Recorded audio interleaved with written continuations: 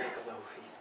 بسم الله الرحمن الرحيم. الحمد لله رب العالمين والصلاة والسلام على خاتم المرسلين وعلى آله وصحبه أجمعين ومن تبع هداهم إلى يوم الدين. D'abord, je vais vous dire pourquoi j'ai choisi ce thème-là à vous proposer à l'association Vivre sa foi en France, pour deux raisons. La première, c'est d'attirer l'attention sur une dimension oubliée de l'islam, c'est que la dimension collective et sociale, même si ça ne veut pas dire automatiquement que les musulmans, à partir de là, ils vont s'engager dans l'élaboration d'un projet d'une nouvelle société. Mais c'est important que le musulman réalise cette dimension-là de l'islam et qu'il ne se réduit pas à une religion au sens occidental du terme, c'est-à-dire un lien entre l'individu et son Seigneur. Et ça ne regarde pas du tout la sphère publique. Donc c'est important que le musulman, même si dans la pratique il ne peut pas, vu le contexte dans lequel il peut se trouver, vivre pleinement son islam, ne serait-ce qu'au niveau de la conception, il doit être lucide et il doit savoir que je ne peux pratiquer que telle partie de l'islam, mais l'islam ne se résume pas à ça. Donc ça, c'était la première raison. La deuxième, c'est de regarder dans l'histoire musulmane, d'analyser un peu ce modèle de société que l'islam a pu former et de nous donner des éléments qui nous permettent d'évaluer, même approximativement, l'expérience humaine le long de l'histoire de l'humanité, même si on n'est pas spécialiste de l'histoire, mais juste regarder un peu ce que l'être humain a pu faire quand il a essayé de créer un environnement social dans lequel il vit meilleur, dans lequel il y a un peu plus de droit, un peu plus de justice, voir l'islam, qu'est-ce qu'il a apporté à ce niveau-là. Et depuis des siècles, l'être humain a toujours rêvé de quelque chose de meilleur, d'un environnement social meilleur. Dans les souvenirs des cours du lycée, beaucoup se rappellent peut-être du nom de Platon et de son livre La République, dans lequel il décrivait une société idéale, comment elle fonctionnait. C'est pour dire que l'être humain aspire naturellement à quelque chose comme ça, et les révolutions qui ont eu lieu dans l'histoire, la Révolution française et autres, sont toutes des expressions de cette aspiration profonde chez l'être humain, tout être humain, à vivre un cadre meilleur. Mais puisqu'on ne connaît pas justement, ou on connaît peu de choses sur notre histoire, à nous les musulmans, on pense qu'il n'y a pas mieux que ce qu'on est en train de voir. Un jugement comme ça ne peut pas être porté d'une manière aussi injuste dans le sens où les éléments nous manquent, la connaissance nous manque, les informations nous manquent, et on affirme, en généralisant, sans gêne. Et donc c'était la deuxième raison. Je voulais attirer aussi l'attention sur ce qu'a fait l'islam réellement, et non pas les principes qu'il a apportés, mais la réalité qu'il a faite. Quand on revient maintenant à la première société qui s'est formée en s'inspirant des principes de l'islam, nécessairement on la ramène dans l'histoire musulmane au sens propre du terme, c'est-à-dire à partir du prophète Mohammed sallallahu alayhi wa sallam. C'est sûr que ce noyau-là, ce début-là, se situe autour de la vie, de la personne du prophète sallallahu alayhi wa sallam. Quand on regarde cette société qui s'est formée à Médine, une fois que les quelques centaines de musulmans qui avaient adhéré à l'islam sur une douzaine d'années à la Mecque et qui vivaient individuellement, qui ne pouvaient pas former une unité. Le milieu dans lequel ils vivaient ne permettait pas ça. Quand ils sont arrivés à Médine, là on va assister à la formation, à l'apparition pour la première fois d'un groupe qui est régi par un ensemble de principes, un ensemble de règles qui s'inspirent exclusivement du Coran et des enseignements du prophète sallallahu alayhi wa sallam. Quand on regarde cette nouvelle société, sur quelle base elle a été fondée, on peut relever, en analysant la société de Médine dans laquelle le prophète sallallahu alayhi wa sallam a vécu et qu'il avait dirigé, trois bases fondamentales sur lesquelles cette société était fondée. Première de ces bases, premier fondement, c'est ce qu'on pourrait appeler l'ubudiyya lillahi subhanahu wa ta'ala, le sens de l'obéissance, de la soumission, de l'adoration d'Allah subhanahu wa ta'ala. Ça, c'est le premier pilier sur lequel cette nouvelle société va se fonder. Le deuxième fondement, c'est la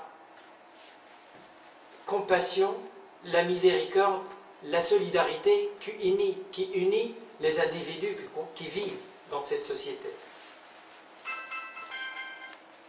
Et la troisième base, ou le troisième fondement de cette société, c'est la notion de droit, d'équité, de justice.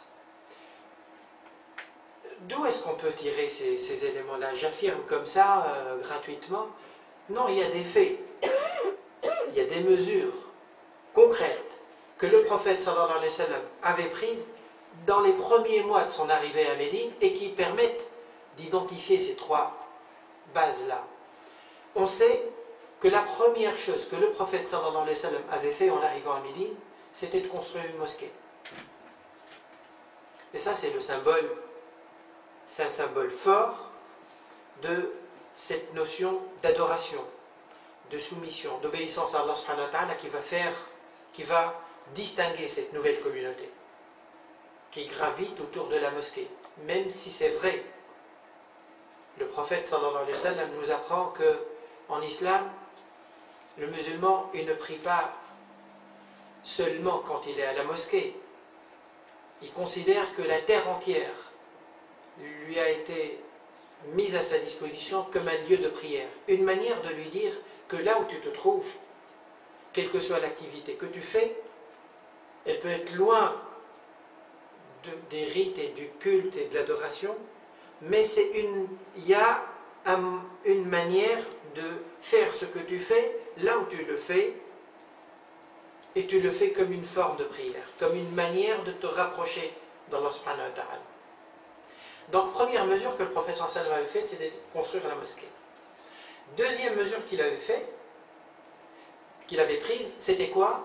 C'était de proposer une solution qui résout un problème matériel, social, de quelques centaines de personnes, estimées environ à 1000 et quelques 1500 personnes selon certains historiens musulmans.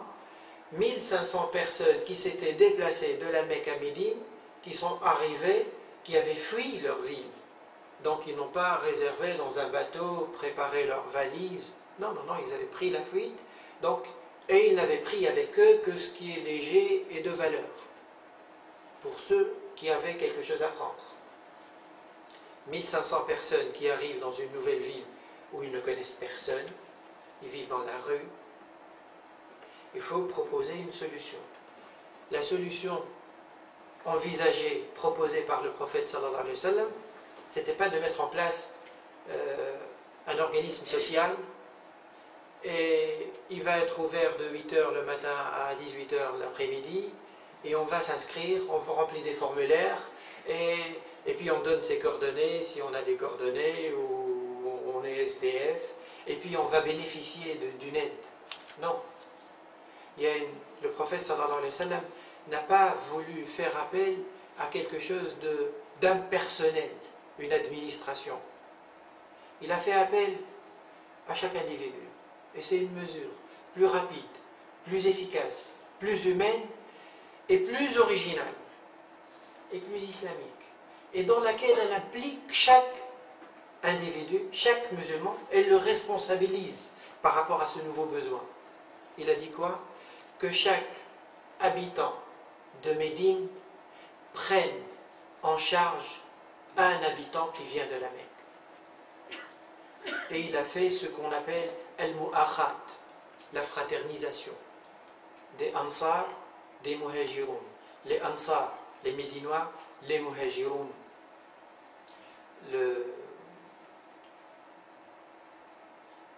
les venant de la Mecque. Et la troisième mesure que le prophète sallallahu alayhi wa sallam avait prise, c'était, elle s'adressait à l'ensemble du tissu social de Médine. Là, les deux premières, elles concernaient les musulmans, avec leurs deux composantes. Les autochtones, entre guillemets, les Médinois, et les immigrés. La troisième mesure, elle vise l'ensemble des habitants de Médine, donc y compris les non-musulmans. Parce qu'effectivement, il y avait une communauté relativement importante de non-musulmans qui vivaient à Médine, de juifs. Il y avait une forte communauté juive. Et le prophète sallallahu alayhi wa sallam ne pensait pas former une société pour les musulmans uniquement. C'est une société ouverte à ceux qui vivent dans le cadre de cette société. Et Allah subhanahu wa ta'ala, décrivant sa mission et son message, nous dit dans le Coran وَمَا أَرْسَلْنَاكَ إِلَّا رَحْمَةً لِلْمُسْلِمِينَ. Non, il ne dit pas les musulmans. On ne t'a pas envoyé une miséricorde seulement pour les croyants, seulement pour les musulmans, les alamin. Les alamin, c'est-à-dire les êtres humains, quelle que soit leur croyance, mais au-delà même des êtres humains, l'univers. Là, aujourd'hui, on parle de l'écosystème, de tout. C'est une miséricorde générale dont profite le cadre, l'environnement dans lequel vit également le musulman et dans lequel s'exprime l'islam. Pas seulement vit le musulman en ayant juste une étiquette d'islam, dans laquelle s'exprime l'islam. Donc cette troisième mesure, elle consistait à faire quoi? À inviter les responsables de la communauté juive et signer un accord. Il a fait une sorte de constitution, un document écrit dans lequel les différentes composantes des habitants de Médine se mettent d'accord sur le fait qu'on vit ensemble, donc on a un droit de se protéger mutuellement, d'être solidaires mutuellement. Une solidarité mutuelle, et qui mettait tous les habitants de Médine par rapport au droit sur le même pied d'égalité. Il n'y a pas une première classe, celle des musulmans, une deuxième classe, celle des non-musulmans ou des juifs ou autres. Donc, et cette mesure-là c'est elle qui permet de dire que le troisième fondement de la société musulmane, c'est le droit, l'équité et la justice. Pour revenir maintenant un peu plus en détail sur ces trois fondements-là, et je vais fatiguer la sœur Malika qui me suit avec dans ce document, dans les diapos, donc je vais lui imposer des acrobaties et vous lui excusez, c'est moi le fautif. Donc, je donne un résumé puis je reviens à le détailler. Donc si on revient maintenant à ces trois piliers, je vais essayer de donner des illustrations certaines qui sont tirées de ce premier modèle de la société musulmane, celle du prophète sallallahu alayhi wa sallam, puis je vais donner quelques exemples tirés de l'histoire musulmane par la suite et de la société musulmane même de nos jours. Même cette société que nous connaissons aujourd'hui et dont on se plaint à juste titre que son lien à l'islam est devenu presque invisible. Et malgré ça, elle garde toujours quelque chose qui dégage une odeur de l'islam, une couleur de l'islam. Et je compare souvent ça à un flacon de parfum. Même vide, il n'y a plus rien. Il est peut-être à jeter, mais quand vous l'ouvrez, vous sentez quelque chose. Il n'y a plus de parfum dedans, il n'y a plus d'islam, il n'y a plus d'islam. Mais ça sent quelque chose de l'islam. S'il est par terre, il est sale, etc. C'est ce qu'on voit dans nos sociétés. Mais il y a toujours quelques traces de l'islam. Ça, c'est indélébile. C'est impossible de l'effacer. Donc, je vais illustrer, comme j'ai dit, ces trois piliers à travers des exemples pris dans différents moments de l'histoire musulmane. Pour revenir donc à ce premier pilier de cette société, et c'est lui d'ailleurs qui donne la couleur de cette société et qui distingue cette société-là de toute autre société fondée, quelles que soient les bonnes intentions qui animeraient ces sociétés. Faire quelque chose d'équitable, de juste, d'ouvert, de droit, etc. Tout ce que vous voulez. Si c'est fondé loin de la relation avec Dieu, il va y avoir un certain nombre de réalisations qui vont se faire, mais on sentira à un moment donné que ça reste très limité, parce que ça ne s'appuie pas sur quelque chose de solide. Cette relation d'adoration que l'islam, que le prophète sallallahu alayhi wa sallam a éduqué les premiers musulmans qui l'entouraient à vivre, et que l'islam invite le musulman à développer, cette relation-là, elle se voit, je vais prendre des symboles, comme j'ai dit, à travers la mosquée, et à travers la prière, à travers juste ces deux éléments-là, mais elle s'exprime d'une manière beaucoup plus vaste que ça. Quand on regarde ce que le prophète sallallahu alayhi wa sallam disait aux musulmans et nous dit jusqu'à aujourd'hui au sujet de la prière, on voit qu'il en fait quelque chose. Il dit dans l'un des hadiths, il dit ce qui fait la différence entre un musulman et un non-musulman, c'est la prière. Et je ne veux pas rentrer dans ces discussions sans fin et sans aucune utilité. Celui qui ne fait pas la prière, il est musulman, pas musulman. C'est un débat stérile pour moi. Personnellement, ça ne sert pas à grand-chose. Ce qui importe, c'est ça qui fait la différence. C'est une manière de nous dire c'est quelque chose de particulièrement important dans la vie de l'individu, dans la vie du musulman. C'est quelque chose, ça c'est le SMIC. Un musulman, il peut être mal dans sa peau, il peut ne pas se sentir bien, il peut se sentir fatigué, il n'a plus envie de quoi que ce soit, il peut être dans l'état qu'il veut, il n'a pas le droit de descendre en dessous de ce SMIC-là. Garder ce lien avec Allah subhanahu wa ta'ala. Il rompt le lien, il ne sait pas où il peut se trouver. C'est une manière de nous dire ça.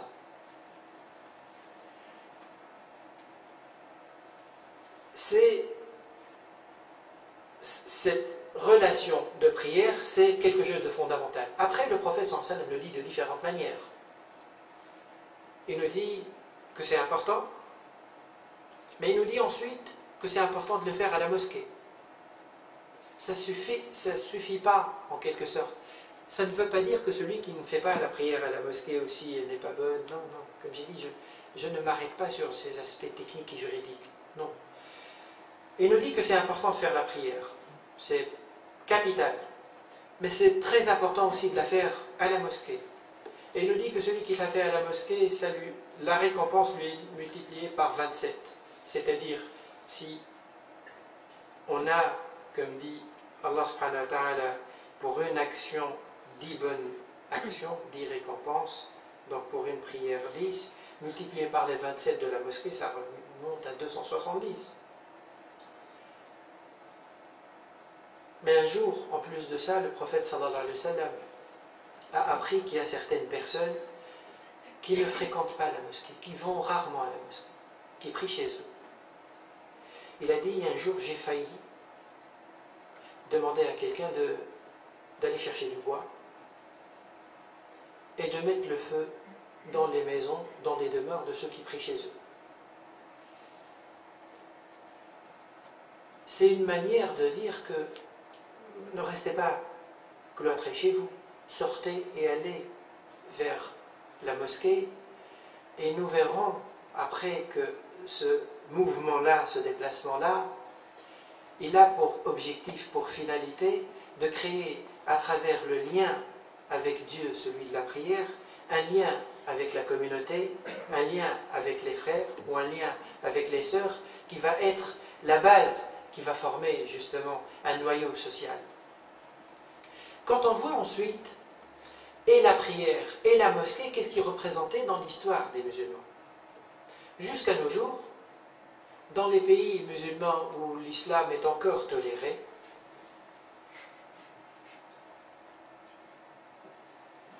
où on ne fixe pas un plafond de décibels des haut-parleurs au niveau de l'événement, quand il s'agit de quelqu'un qui va fêter un mariage ou faire... Là, il n'y a pas de règle, il n'y a pas de limite, il n'y a pas de problème. Mais pour les minarets et pour les haut-parleurs, il y a des plafonds. Il ne faut pas déranger ceux qui... la liberté de conscience. Dans un pays 100% musulman, il faut respecter ceux qui dorment et ne pas les réveiller par un événement. Donc, dans ces pays, on sait que derrière même ces manières-là d'essayer d'étouffer en tournant autour du pot, on sait que la vie de ceux qui pratiquent au moins, et ne serait-ce qu'en dehors des périodes de travail administratif, elle est rythmée autour de prières. On entend 5 fois l'appel à la prière, donc c'est comme une sonnerie qui se met en route et qui rappelle quelque chose. La vie est rythmée autour de ces 5 prières. On entend les veines 5 fois. On coupe ce qu'on a à faire et on va prier à la mosquée. Et puis sur le plan même urbain, dans les anciennes villes musulmanes, quand on regarde, on fait une vue de haut de nos anciennes villes musulmanes, quand vous regardez maintenant autour en haut de la ville d'Alger, de Tunis, ou de Fès, ou de Rabat, vous regardez le cœur de l'ancienne ville, vous allez voir un point et puis un ensemble de traits. Il y a une mosquée, il y a un ensemble de rues. C'est le cœur de l'ancienne ville. Même sur le plan de l'urbanisme, la mosquée, elle avait cette place centrale.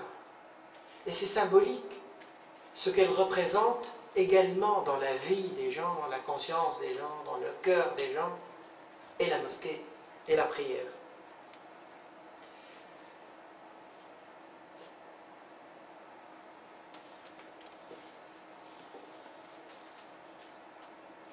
Donc, j'aurais bien aimé développer un peu plus ce point-là, mais je suppose que c'est un point sur lequel on peut entendre des rappels de temps en temps, voir des douces, des conférences, etc. Donc, je laisserai les frères et les sœurs aller découvrir d'eux-mêmes ou se rappeler d'eux-mêmes, parce que même quand on sait, on a besoin de se rappeler de temps en temps, parce que même notre cœur, même notre foi, elle connaît des hauts, elle connaît des bas, et on a besoin de se rappeler même les évidences que nous connaissons. Mais je passerai donc au deuxième pilier de cette nouvelle société que l'islam a formée.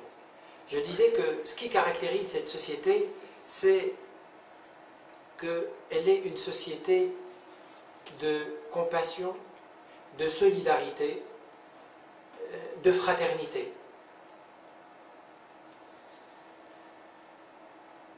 Cet esprit-là de fraternité et de générosité vis-à-vis des autres, quel qu'il soit, est un esprit très lié à la foi en Dieu.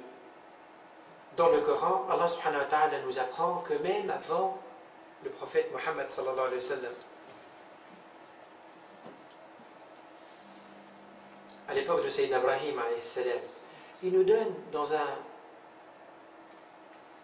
verset ou deux versets une scène de la vie de Sayyidina Ibrahim alayhi salam. Il nous dit dans Sourate Dhariyat, la Sourate 51, verset 24-27, t'est-il parvenu le récit des visiteurs honorables d'Ibrahim? Hal ataka hadithu ضيف إبراهيم المكرمين إذ دخلوا عليه فقالوا سلاما. Quand ils entrèrent chez lui et dirent salam. قال سلام وعليكم السلام قوم منكرون قال سلام visiteur inconnu. Donc là le verset, Dieu nous dit qu'il reçoit des gens qu'il ne connaît pas.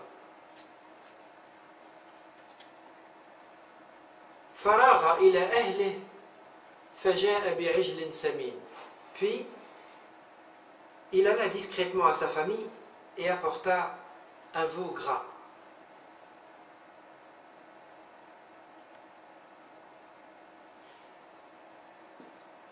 Qu'est-ce qu'on tire de là? Aujourd'hui, autour de nous, quand on reçoit quelqu'un qu'on ne connaît pas, déjà c'est difficile de lui ouvrir la porte. On ne le connaît pas. On ne sait pas dans quel sens les choses peuvent évoluer. Mais quand on reçoit même quelqu'un qu'on connaît, s'il n'a pas prévenu avant, s'il n'a pas téléphoné avant, on peut ne pas se gêner de lui dire « t'aurais dû appeler ». Mais c'était pas prévu, de toute façon on a préparé pour cette personne. Là, il reçoit des gens qu'il ne connaît pas, et discrètement, presque il se dérobe, il sort sur la pointe des pieds. Pourquoi? Pour ne pas les gêner, pour qu'on ne lui dise pas « non, non, non, c'est pas la peine ». Il sort, il va leur ramener une boîte de conserve. Il n'y a pas de boîte de conserve, bien sûr, à l'époque. Non, il leur ramène un veau gras. Il leur ramène un veau.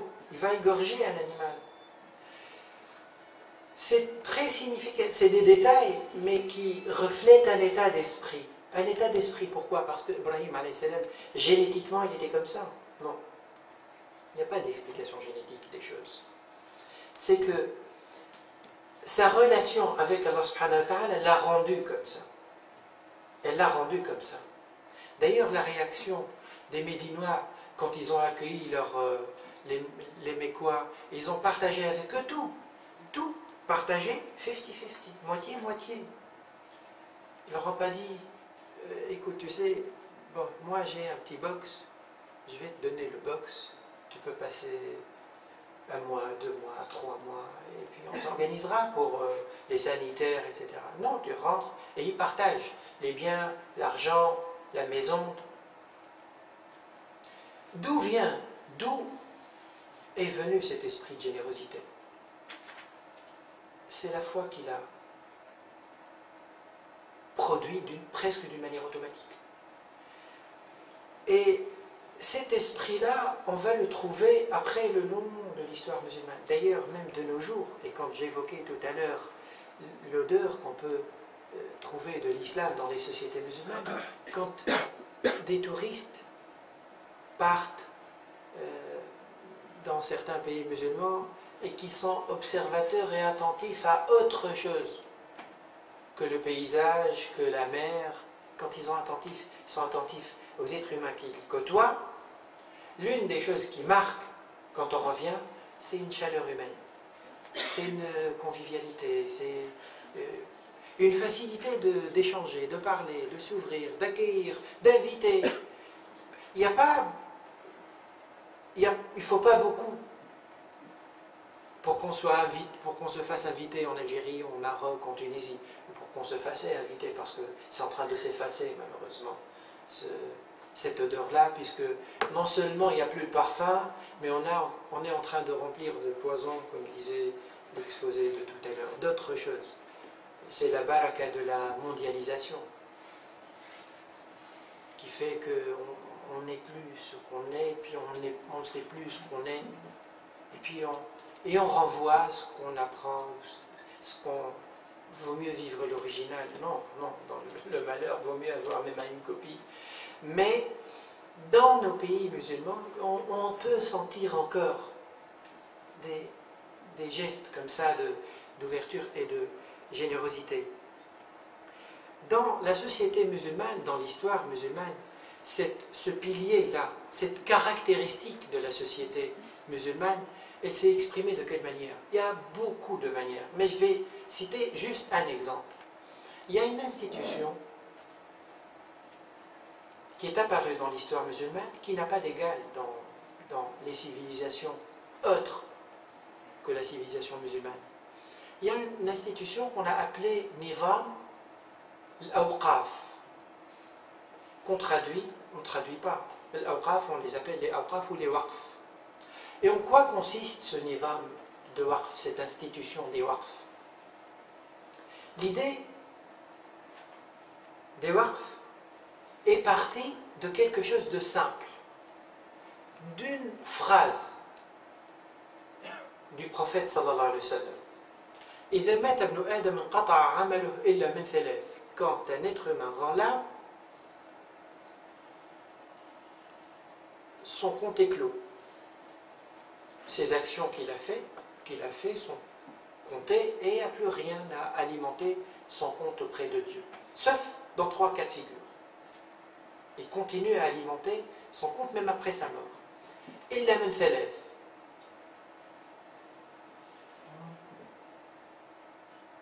Je cherche l'ordre.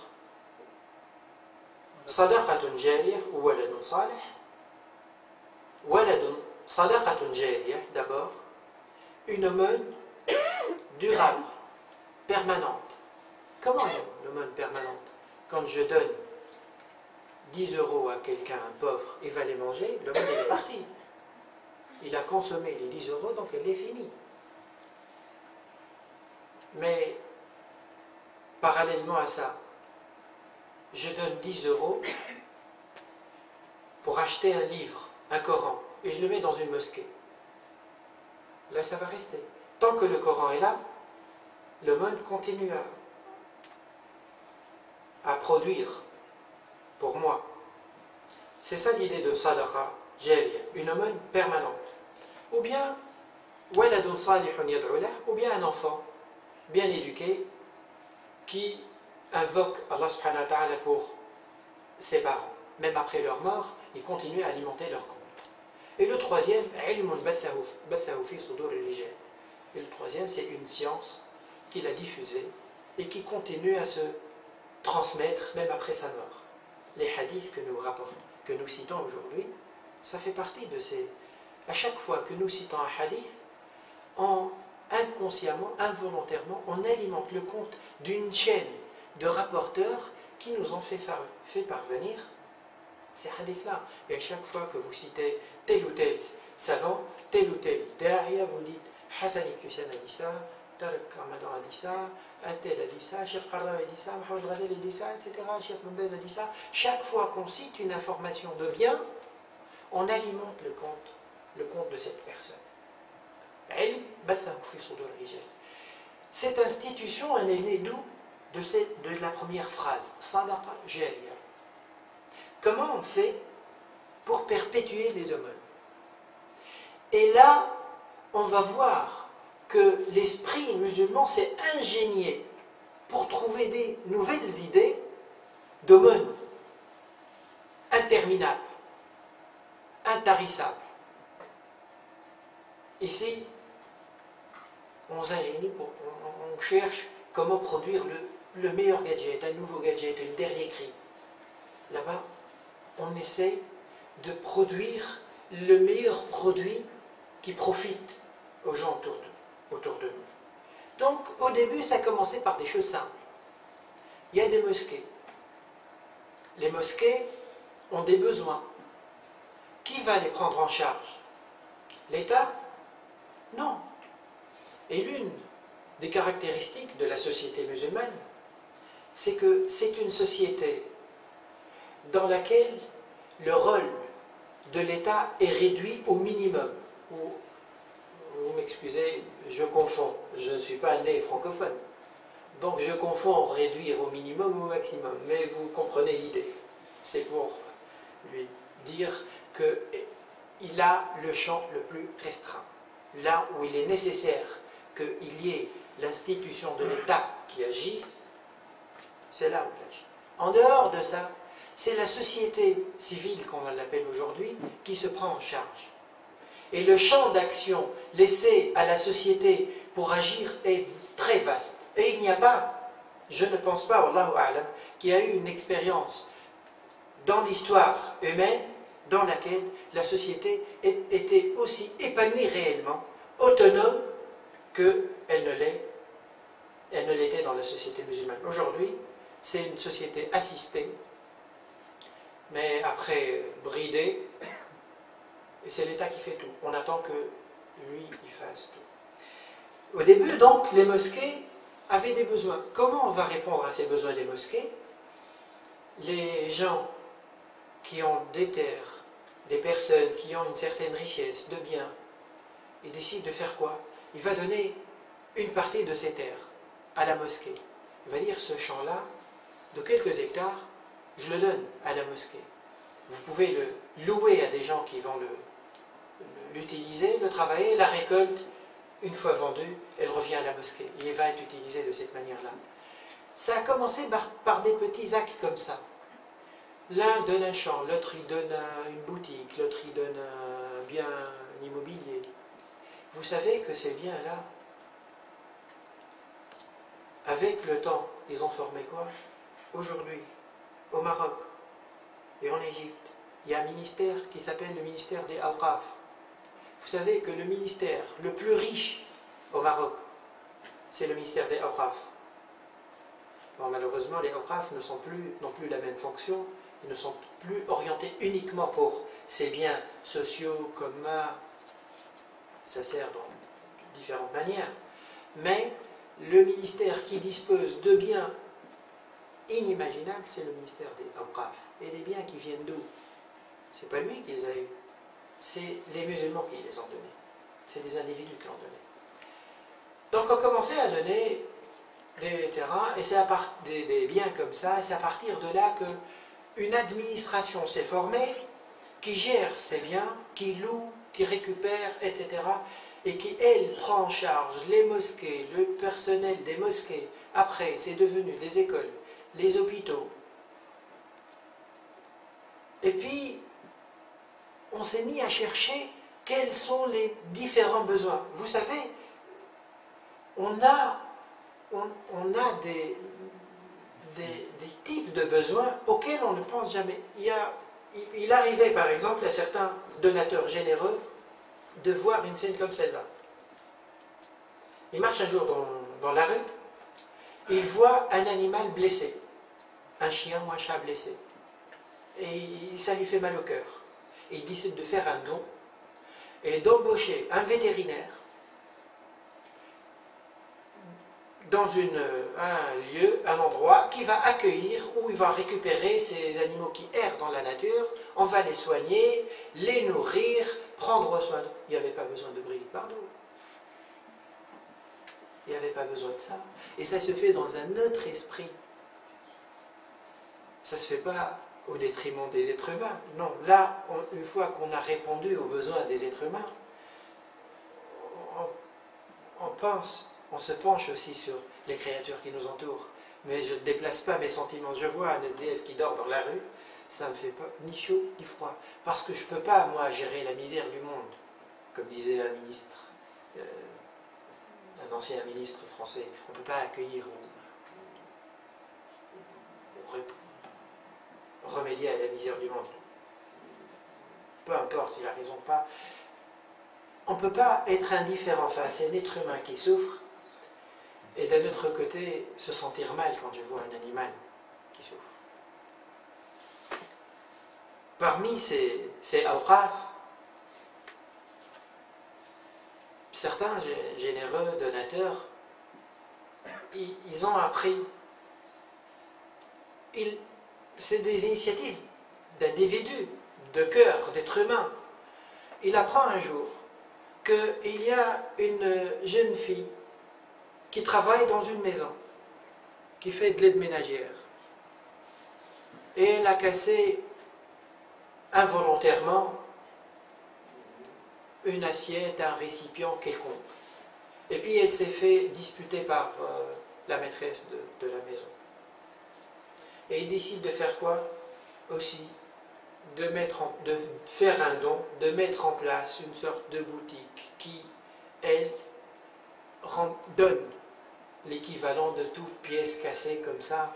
La personne qui a un problème comme ça, pour ne pas se faire disputer, elle va voir cette boutique-là et on lui donne 1, 2, 3 pièces selon le besoin. Cette institution des waqf, qui est devenue, comme j'ai dit, un budget public qui répond à différents besoins.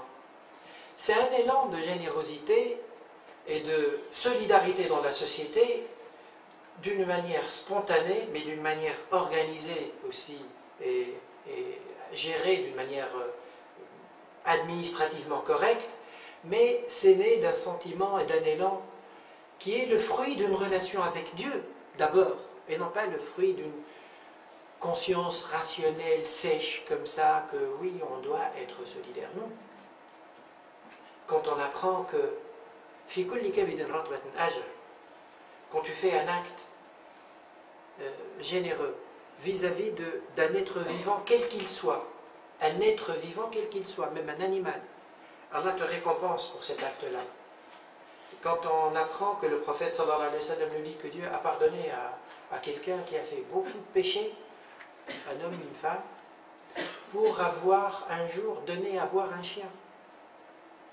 Elle s'est trouvée quelque part, elle avait soif, et elle mourait de soif, puis elle avait trouvé de l'eau. Et elle a étanché sa soif. Puis elle a continué son chemin. Et elle croise un chien qui avait très soif. Et elle s'est dit, le pauvre, il ressent ce que je ressentais tout à l'heure. Et elle est revenue au point d'eau pour lui chercher de l'eau. Et Allah subhanahu wa ta'ala lui pardonne pour un geste comme ça. C'est pas le geste. C'est pas le geste qui est récompensé par le pardon, c'est le cœur. C'est le cœur et ce qu'il porte. Le geste, il est petit. Mais ce qu'il y a dans le cœur, ce qui fait vibrer le cœur, ça, Allah subhanahu wa ta'ala, il n'y a pas de barème qui s'applique quand il s'agit de cœur. C'est d'ailleurs dans ce sens-là qu'un jour le prophète sallallahu alayhi wa sallam a dit dans un hadith que sabaqa dirham mi'ata alfi dirham. Il y a quelqu'un qui a donné une sadaqa, une aumône de 1 dirham, une pièce. Et Dieu lui a donné une récompense plus importante qu'à une autre personne qui avait donné 100 000 pièces. Et quand les compagnons étonnés posaient la question au prophète sallam, pourquoi un dirham vaut mieux que 100 000, il leur a dit, celui qui avait donné une pièce n'avait que 2 pièces dans sa poche. L'autre, il avait beaucoup. Donc ce n'est pas le geste qui compte, c'est le cœur, ce qu'il a ressenti. Mais je ne dis pas ça dans le sens où l'islam c'est là-dedans, dans le cœur, parce qu'il y en a aussi qui disent que l'islam c'est là, il ne faut pas l'exprimer, ça ne sert à rien. Dieu ne veut pas les apparences. Non, ça c'est un piège. C'est un piège. L'islam est là. Ses racines sont là, mais ses fruits vont se voir. Mais un arbre sans fruits, il n'apporte rien. Donc cette générosité, je dis qu'elle s'est exprimée le long de l'histoire musulmane sous des formes différentes. Je vais vous citer un témoignage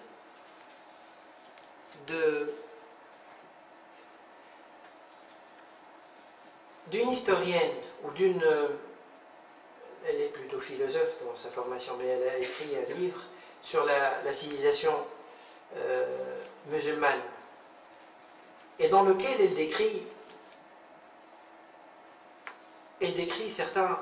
beaucoup d'aspects de la société musulmane.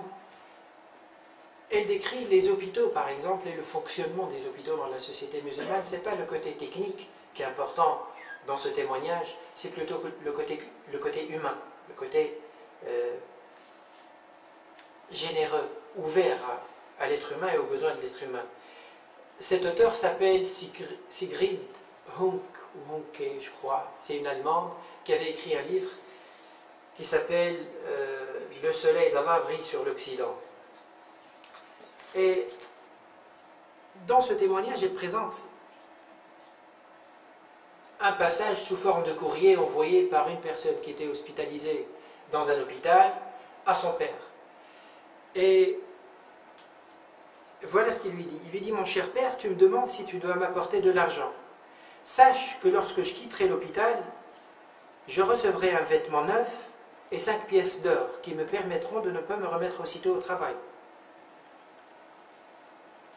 Le meilleur que le progrès a pu apporter aujourd'hui, c'est la gratuité des soins. C'est ça, docteur? Il n'y a pas de gratuité de soins. Il n'y a pas de gratuité. Donc, sauf la CME. Là, c'est plus que la CME.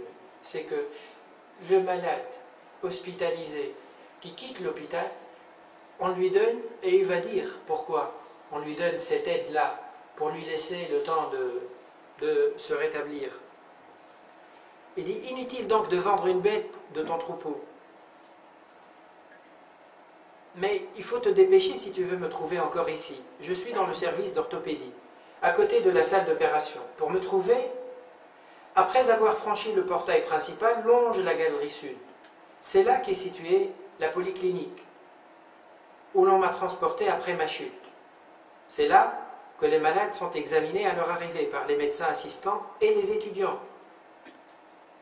À ceux qui n'ont pas besoin d'être hospitalisés, on remet une ordonnance qu'ils peuvent faire préparer à côté dans la pharmacie de l'hôpital. Aussitôt l'examen terminé, on m'enregistra, puis on m'amena devant le médecin-chef. Après quoi, un infirmier me transporta dans la section des hommes, me fit prendre un bain et me donna un vêtement d'hôpital propre. Puis tu laisseras à main gauche la bibliothèque, le grand amphithéâtre où le médecin-chef fait ses cours aux étudiants. C'est un CHU, c'est un centre hospitalier universitaire. Après quoi, un infirmier me transporta dans la section... Non, excusez-moi. Sans cesser de tenir la droite, tu longeras le service des maladies internes et le service de chirurgie. Si tu entends de la musique ou des chants à travers une cloison, pénètre dans la pièce. Il se pourrait que je sois déjà dans la salle de séjour, réservée aux convalescents, où l'on se divertit avec de la musique et des livres. Ce matin, le médecin-chef est venu, comme d'habitude, faire sa tournée, accompagné de ses assistants et de ses infirmiers. Après m'avoir examiné, il a donné à mon médecin traitant un ordre que je n'ai pas compris. Celui-ci m'a ensuite appris que je serais autorisé à me lever demain et que je sortirai bientôt de l'hôpital. Mais sache que je n'ai pas la moindre envie de m'en aller. Tout ici est si clair et si propre. Les lits sont moelleux, les draps de damas blanc, les couvertures aussi douces que du velours. Chaque chambre à l'eau courante est échauffée dès que les nuits deviennent froides. À tous ceux dont l'estomac le supporte, on sert chaque jour de la volaille ou du mouton rôti. Mon voisin s'était fait passer pendant toute une semaine pour plus malade qu'il n'était, uniquement pour pouvoir se savourer quelques jours de plus ces délicieux blancs de poulet, etc. Je vous laisse découvrir ce genre de témoignage dans ce livre de Le soleil d'Allah brille sur l'Occident.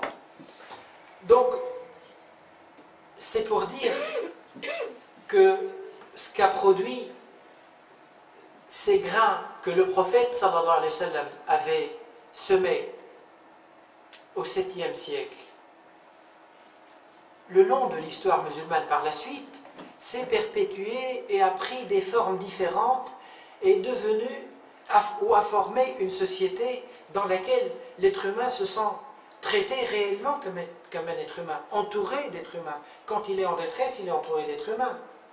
Il ne se trouve pas entouré de robots qui se croisent les uns les autres, ils tombent en panne sur une autoroute. Il met les feux de détresse, il ne met pas. En tout cas, il n'y a rien qui pourrait le dépanner à part une dépanneuse. Des milliers de voitures pourraient passer, alors, c'est des robots qui conduisent. Ils ne connaissent pas la détresse. Un SDF pareil, ou quelqu'un qui est dans la douleur, dans la misère, etc. C'est une société où l'être humain se sent, comme j'ai dit, entouré de chaleur humaine et d'êtres humains qui réagissent et qui anticipent même sur ses besoins. Je citerai un témoignage contemporain d'un converti, un témoignage qu'il a vu dans une société musulmane en Turquie, où il décrivait quelque chose qu'il avait touché, lui, avant de devenir musulman, dans cette société d'Orient. Il s'appelle Murad Hoffman. C'est un diplomate allemand qui s'est converti dans les années 80, qui était ambassadeur d'Allemagne en Algérie, puis au Maroc, puis qui s'est converti. Il recevait des fois, à un moment donné, des journalistes dans son bureau avec son tapis de prière, et ça commençait à faire certains bruits dans les journaux, curieux, à l'affût de ces des petits faits divers, entre guillemets, croustillants comme ça. Mais il avait la chance d'être allemand et de vivre en Allemagne, donc il a fini sa carrière jusqu'au bout.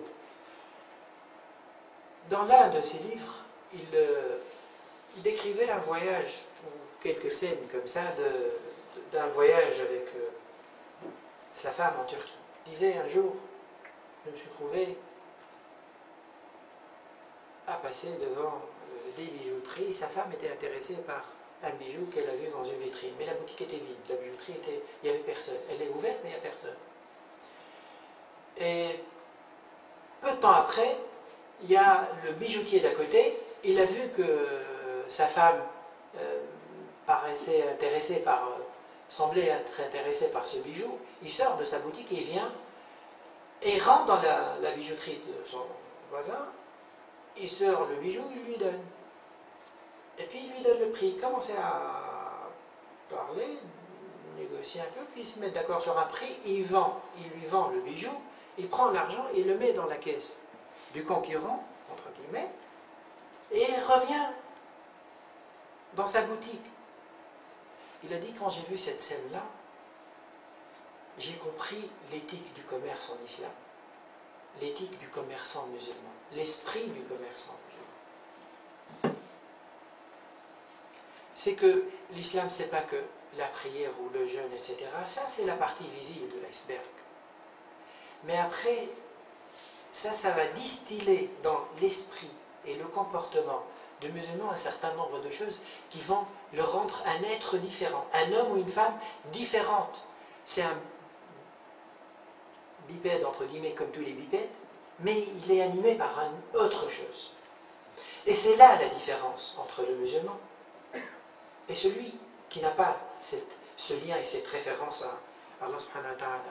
Et pour conclure sur ce deuxième pilier, celui de la générosité et de la compassion, le mois dans lequel nous sommes, le mois du Ramadan, celui qui essaie qui fait un peu attention, il verra ou il saura que au début de chaque mois du Ramadan, dans la plupart des pays musulmans, comme j'ai dit, où l'islam est encore toléré, et je ne le dis pas malheureusement, je ne le dis pas comme ça pour jeu de mots, non. Il y a des pays malheureusement où cet élan il est étouffé.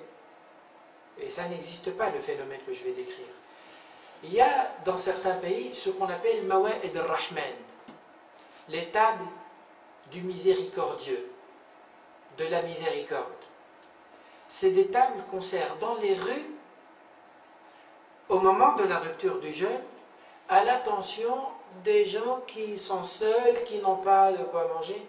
Vous savez, ces tables de la miséricorde, cette année en Égypte, elles ont couvert, elles touchent combien de personnes par jour? 2 millions de repas sont servis par jour. C'est donné par l'État? Non.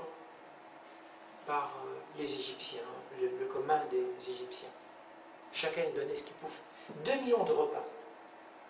14 000 mets et de trahman est servi chaque jour en Égypte. Le même phénomène, on le trouve au Maroc, on le trouve en Indonésie, en Malaisie, en Turquie, dans un certain nombre de pays.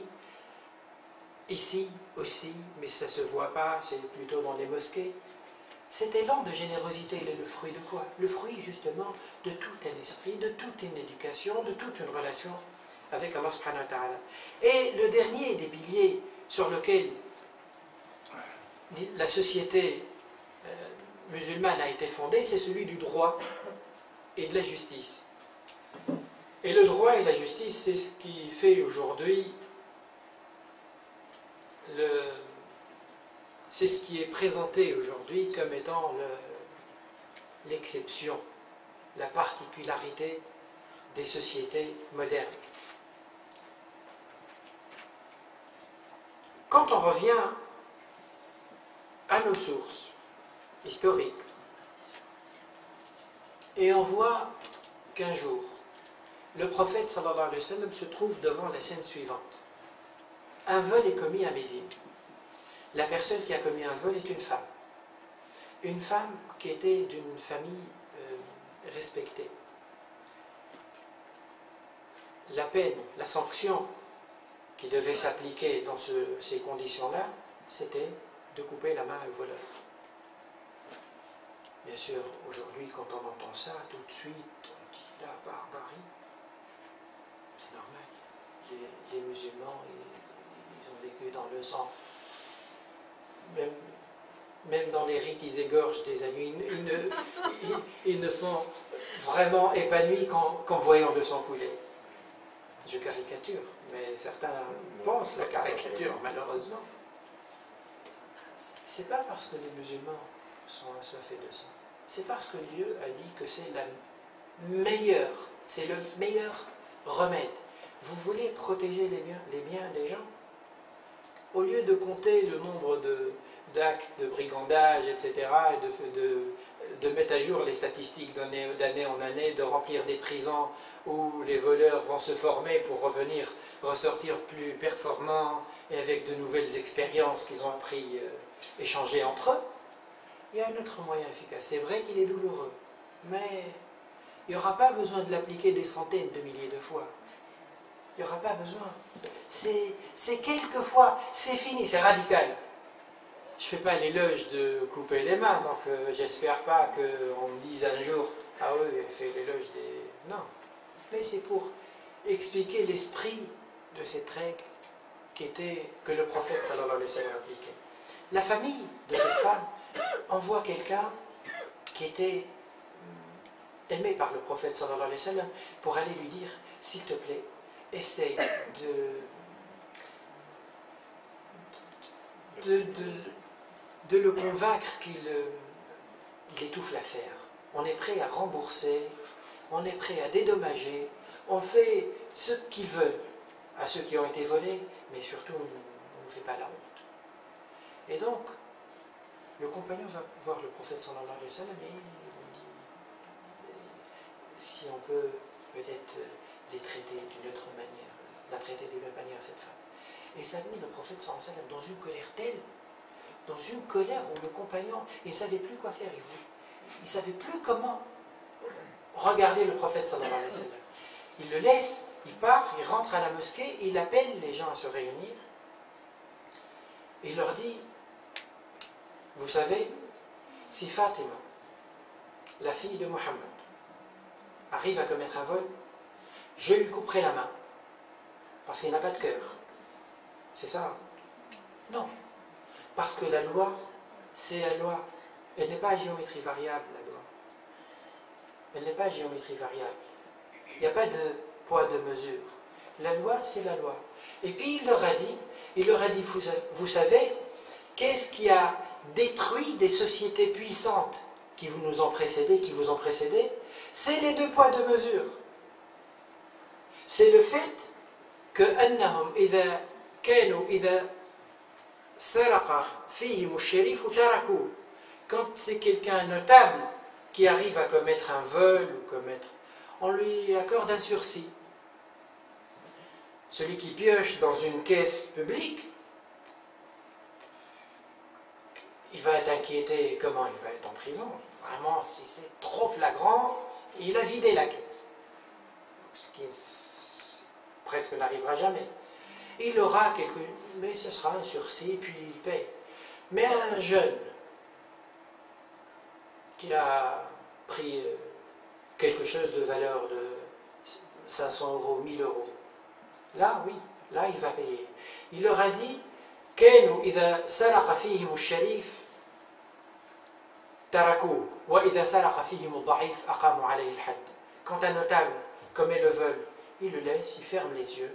Quand c'est une personne faible, là, tout le zèle de la loi revient et on applique la loi, rien que la loi.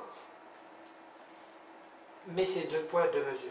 Donc, c'est à partir déjà du prophète sallallahu alayhi wa sallam, cette nouvelle société s'est formée et s'est fondée, s'est basée sur la notion de justice, d'équité entre ses habitants et ses citoyens. Et je vais citer juste quelques exemples dans ce sens-là. À l'époque de Sayyidina Omar, vous avez peut-être rencontré ou entendu un jour cette scène où un jeune enfant chrétien, égyptien, qui avait fait une course avec un ami à lui qui, par malchance, était le fils du gouverneur musulman. Et puis il l'a battu. Et le fils du gouverneur, mauvais perdant comme il était, il n'a pas accepté la perte, il a tapé le jeune chrétien. Et le jeune, il fait quoi? Il a senti l'humiliation, il ne s'est pas dit de toute façon, malheureusement, ça c'est une bavure. De toute façon, je vais appeler le CCIF contre l'islamophobie. De toute façon, je vais inscrire ça quelque part. Non.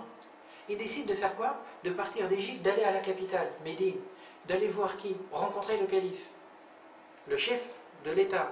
Et quand je dis le calife, il ne faut pas penser que c'était quelqu'un qui n'a rien à faire, c'est un chef qui dirige. Non, il dirige presque un continent, un pays qui fait plusieurs fois la France.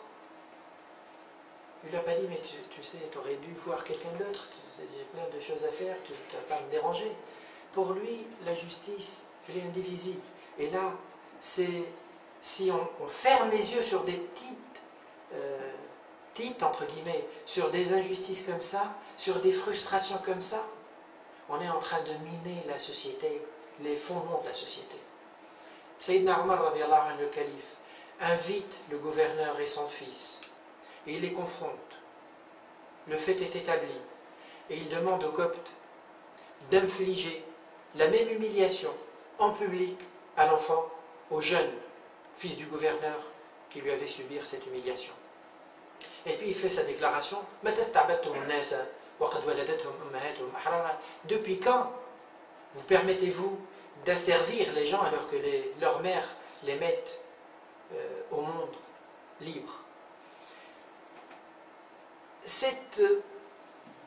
Ce concept de justice, d'équité, il s'est exprimé aussi le long de la société musulmane de manière différente. Et je finirai sur un témoignage qu'on trouve également dans ce livre de la civilisation d'Allah brille sur l'Occident, sur non pas la tolérance des musulmans vis-à-vis des chrétiens ou vis-à-vis des autres communautés non musulmanes. Voilà ce qu'elle dit par exemple à l'occasion de lorsque les musulmans arrivent en Égypte, justement sous Amr ibn al-As. Elle dit, lorsque les Arabes pénétrèrent dans Alexandrie en 640, il y a longtemps que cette ville ne possède plus une seule grande bibliothèque publique. je ne vais pas m'attarder sur ce point-là parce que beaucoup d'historiens occidentaux disent que les musulmans arrivés en Égypte, ils avaient brûlé la bibliothèque. Donc elle va dire que historiquement, la bibliothèque, elle n'existait plus, elle était brûlée avant l'arrivée des musulmans. Elle dit bien au contraire, lors de sa marche triomphale, le conquérant d'Alexandrie donna de nombreux exemples d'une grande tolérance, interdisant la destruction et le pillage des villes, et geste ô combien inhabituel, garantissant expressément à ces nouveaux sujets l'exercice de leur culte traditionnel. Ce traité ainsi libellé, le modèle des traités de paix arabes, couvre tous les sujets chrétiens, prêtres et moines. Il leur garantit sécurité et protection en quelque lieu qu'ils se trouvent. Un peu plus loin, elle dit que les nouveaux maîtres musulmans ne s'immiscent pas dans les affaires privées de leurs sujets. Ils sont équitables, et elle cite à son tour le témoignage du patriarche de Jérusalem au IXe siècle, qui écrit en s'adressant à son collègue de Constantinople. Ils sont équitables, écrit au IXe siècle le patriarche de Jérusalem à celui de Constantinople. Ne nous font aucun tort, ne se livrent à aucun acte de violence envers nous. Ils accordent aux non-musulmans de leur empire toutes les libertés religieuses et civiques, pourvu qu'ils payent leurs impôts et obéissent à leur maître. Et en parlant d'impôts, tout comme les musulmans qui payent aussi un autre impôt qui s'appelle zakat. Car ceux-ci sont venus pour régner, non pour convertir. Ça, c'est le témoignage, c'est un témoignage de comment dans la société musulmane, comment les non-musulmans avaient vécu. Et il y a un dernier témoignage aussi dans ce sens-là, qui est particulièrement intéressant. C'est un document, c'est une thèse en fait, qui a été publiée il y a quelques années au Liban, et qui a été faite, c'est là l'intérêt de la thèse, par un prêtre libanais qui s'appelle Suhail Pasha, Al-Ab, il appelle Monseigneur Suhail Pasha, Kasha Suhail. Le titre de la thèse c'est Al-Masihiyoun fi ad-Dawla al-Islamiyya, les chrétiens sous l'État musulman. Croyez-moi que ce document-là mérite d'être traduit dans toutes les langues européennes. Parce que là, c'est un témoignage de quelqu'un qui connaît bien, parfaitement le sujet, et il ne peut pas être accusé de parti pris, rien. Et tout le livre est un témoignage de cette situation que les musulmans ont vécue, que les non-musulmans ont vécu, et il précise que ce n'était pas que les chrétiens, sous un État qui pourtant avait une religion. Aujourd'hui, on nous rabâche tout le temps que pour que les religions peuvent vivre d'une manière épanouie, il faut qu'elles vivent sous un arbitre qui, lui, n'a pas de religion. Un État laïque. C'est ça qu'on nous rabâche tout le temps, qu'on nous dit tout le temps. Or, quand on regarde l'histoire, on a notre modèle dans l'histoire, sauf que le modèle, il est enfoui sous les décombres. Mais le modèle existe. Et il a fait ses preuves. Et ce n'est pas, comme j'ai dit, des principes et des documents et des conventions, c'est une réalité sociale. Alors, pour conclure par rapport à cette présentation,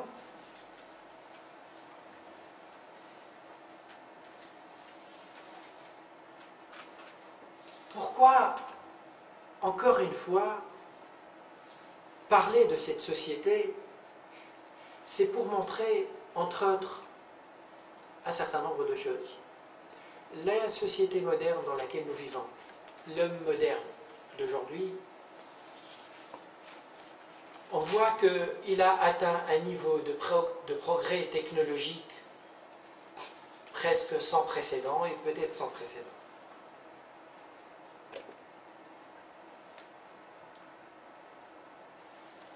Sauf que cet homme moderne, quand il revient un peu sur terre et revient à sa modestie, il va découvrir que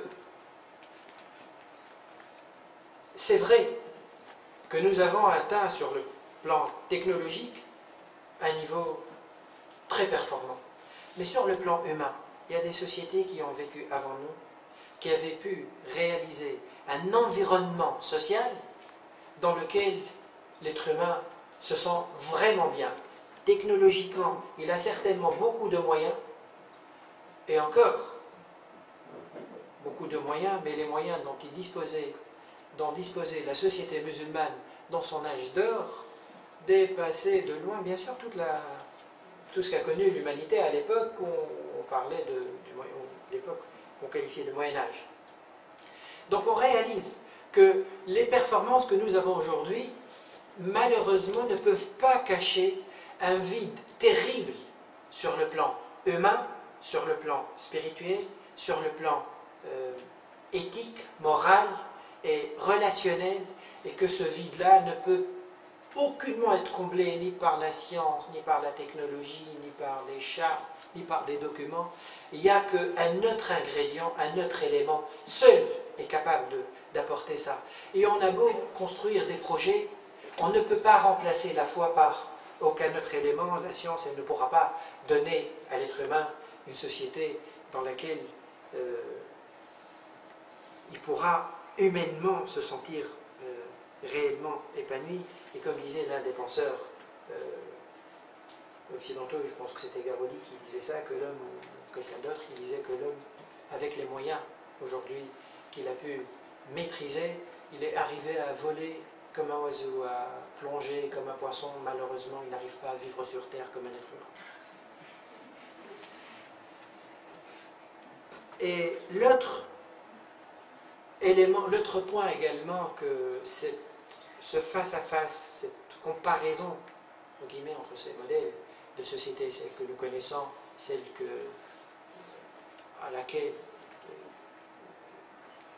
dans laquelle que l'islam a permis de former justement, c'est que ça nous permet de voir quelque chose de très important. C'est qu'avec les moyens que l'être humain aujourd'hui a maîtrisés, malheureusement il a maîtrisé l'univers, ou presque. Il est arrivé à connaître, à atteindre un degré de connaissance de l'univers qui l'entoure sans précédent. Malheureusement, il reste dans une ignorance presque totale de lui-même. Il comprend l'univers, mais il n'arrive pas à se connaître lui-même. Pourquoi? Pour une raison simple. Il ne peut pas faire l'objet de l'étude et le sujet de l'étude. Il est difficile d'adopter cette posture-là et de faire cette double fonction. Et si Allah subhanahu wa ta'ala a donné à l'être humain dans la révélation un modèle à suivre, c'est parce que c'est lui justement le créateur, à l'image d'un fabricant qui est le mieux placé à produire une notice ou un mode d'emploi pour l'appareil qu'il a fabriqué. Allah subhanahu wa ta'ala est le mieux placé pour donner à l'être humain lui-même le meilleur mode de vie qui pourrait lui apporter justement un équilibre et une société dans laquelle il fait bon de vivre. Et s'il tourne le dos à Dieu, avec ses propres moyens, l'être humain, il va se trouver à souffrir. Et subhanallah, comme dit Allah subhanahu wa ta'ala dans le Coran à un moment donné, وَمَنْ أَعْرَضَ عَنْ ذِكْرِي فَإِنَّ لَهُ مَعِيشَةً ضَنْكًا وَنَحْشُرُهُ يَوْمَ الْقِيَامَةِ أَعْمَى. Celui qui tourne le dos au rappel que je lui fais, je lui ferai vivre une vie dure. Et le jour du jugement, quand il reviendra à moi, il reviendra complètement aveugle dans le sens pas cécité physique, mais il mènera une vie dure. Et quand on regarde autour de nous aujourd'hui, derrière les apparences d'objets, d'argent, de biens qui comblent les gens, croyez-moi que dès qu'on gratte un petit peu et on fait sauter cette couche de peinture, on sent un vide, on sent une souffrance, on sent une douleur, on sent une détresse. Dieu seul sait combien de collègues que vous pouvez avoir, qu'on peut avoir autour de nous, quand il rentre chez lui, puis ferme sa porte, il se trouve qu'il est seul. Après, il a Internet, il a la télé, et c'est tout. Il n'a pas de famille, il a une famille. Mais la famille, elle est partie en morceaux depuis longtemps. Depuis qu'il a été presque abandonné, lui, parqué quelque part par sa maman qui, elle avait une autre priorité. Elle ne renonce pas à son fils ou à son enfant, bien sûr, non. Mais elle ne sait plus jongler, elle ne sait plus faire le choix dans sa vie, puis elle fait ce choix-là, une fois, deux fois, une maman, deux mamans, une génération, deux générations, puis on arrive à un fruit où il n'y a plus de lien. Lui aussi, à un moment donné de sa vie, moi je vais faire ma vie.